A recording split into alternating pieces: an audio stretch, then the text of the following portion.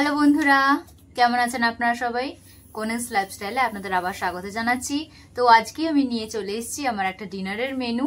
এখানে রয়েছে red sauce pasta আর এটা হচ্ছে স্প্রাইট। তাহলে চলুন আর বেশি দেরি না করে আজকের খাওয়াটা আমরা শুরু করে দিই। এর উপর দিয়ে কিছুটা চিলি ফ্লেক্স আর অরিগানো আমি দিয়ে দিয়েছিলাম।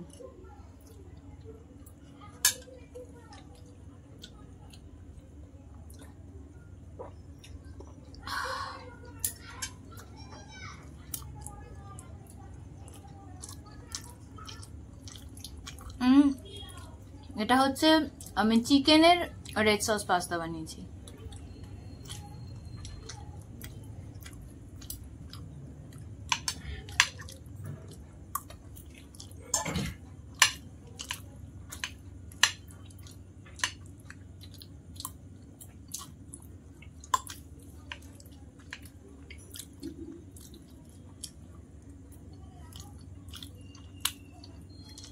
ভালোই বানিয়েছি, বেশ।